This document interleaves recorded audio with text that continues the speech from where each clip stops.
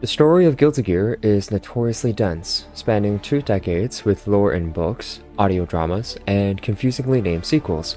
Even a calendar has lore inside of it. But beneath the initial confusion lies one of the most unique, deeply character-driven, and emotional stories any series can provide. That's why we, at Made in Backyard, have made you this video, so you can take that first step and finally get to understand who your favorite goober is. Now, let's rock! Okay, first things first, let's talk about where not to start. The obscure spin-offs. Unless you're already deeply invested, these will just create more unnecessary confusion. You do not need to play the Japanese exclusive WonderSwan color games to learn the story. Wooly vs. Heaven or Hell series. This is the controversial one because while it's very much in depth, covering every corner of the series, the storytelling is removed by its format as a series summary. The series also has issues stemming from over-reliance on older fan translations of poor quality, so I will say it again. This series is a very solid summary of events, but it will never be a proper substitute for the actual story. To avoid getting overwhelmed, here are a few rules to keep in mind when tackling Guilty Gear lore. Number 1. Focus on the playable cast. Outside of the villains, remember to start by focusing on the playable cast. Understand their motivations and relationships first, but don't focus on Bridget's random uncle. Number 2. The backyard. Don't overthink its mechanics, just know that the backyard is an explanation for a lot of complex stuff, but just don't worry about it. For now, just pick up what you can and study it later. Number 3.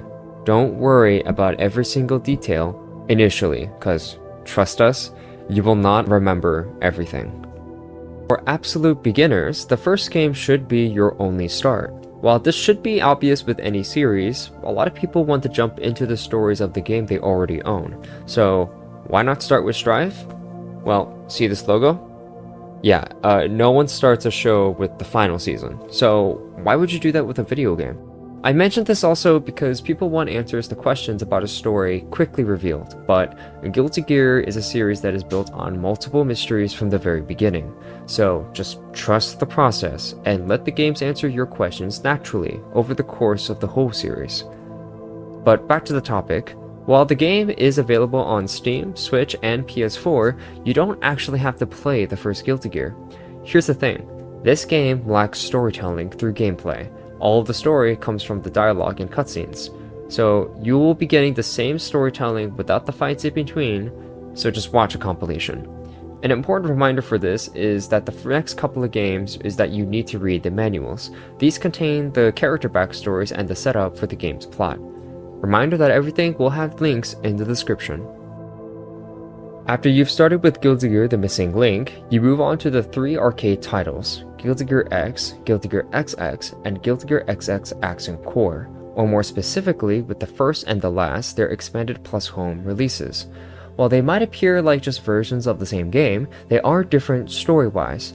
Now unfortunately for you, all 3 of these games also feature a story mode that is a bit more complicated. Every character has multiple paths that they can take, which changes what fights you will have and what ending you will get. The core issue with this format, however, is that for new fans, not all of the endings are canon.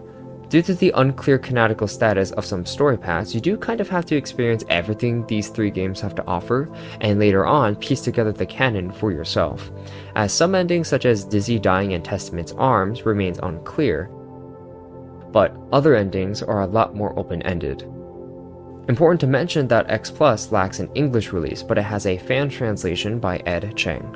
Returning to a simpler story, we have Guilty Gear 2 Overture. This game has a pretty standard playable campaign which serves as a tutorial for its unique MOBA/action hybrid gameplay. The game itself is plenty fun, so buying it through Steam would be ideal. This is also where a lot of details on the backyard come into play for the first time. Like I mentioned before, don't worry if you can't understand it all at first, just focus on the story for now. Now, what comes next is really important. The Guilty Gear 2 Material Collection art book features short stories focused on every member of the main cast. These provide a lot of important context to the whole series, so reading them right after finishing the story of Guilty Gear 2 is ideal. So, moving on, because we do have a lot to go through. First off, Excerpt has two story modes, Excerpt Signed Story and Excerpt Revelator Story, which serves as a part 1 and part 2 of a single bigger story.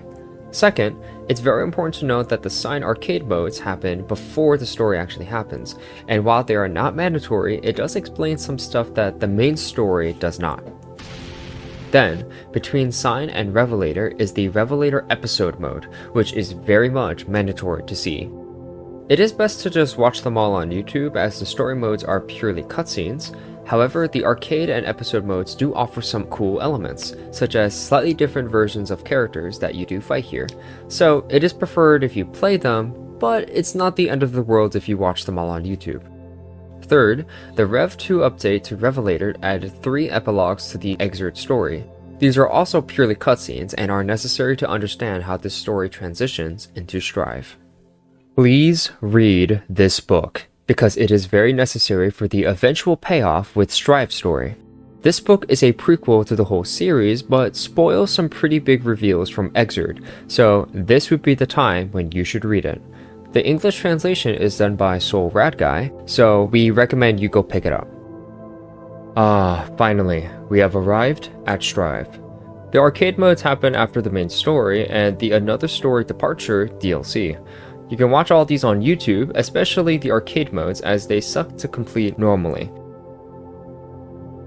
Next is Guilty Gear Strive Dual Rulers, the anime following the events after Strive. This show is arguably the weakest part of the series and is overall a fairly minor footnote for the story as a whole. However, it is still a part of the series and important to the character of Unica, so it is included. Be aware that it takes after some, but not all of the Strive's arcade modes, so it can be a bit confusing. Don't worry, if you miss something or not everything clicks just yet, this story is told over the course of 20 plus years, so you will forget stuff. Now, you could also explore and find the spin-off material that interests you, because there is always more Guilty Gear to enjoy. Some suggestions to check out after the main story are Guilty Gear Series Story Digest Comics. Now, this comic was skipped over earlier as it does spoil some mysteries that were revealed way too early compared to the games itself, so it is a bit inferior.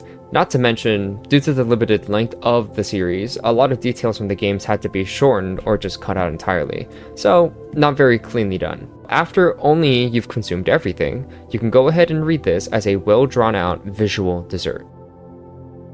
The Guilty Gear Wiki. Go balls deep into the wiki, learning the most obscure of topics. GG World, featured in Excerpt and Strive, serves as an in-game wiki, which is also useful. Just remember that all of these exist to supplement your understanding, not to initiate it.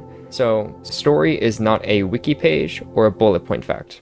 Now, while the story of Soul Bad Guy ended with Strive, it is far from the end, as the recently announced Strive 2.0 update shows just how much life there is left in the world of Guilty Gear.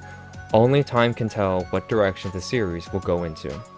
Now, here is a visual guide you can screenshot and follow later. So, take your time, and maybe, just maybe, you too will see Daisuke's vision.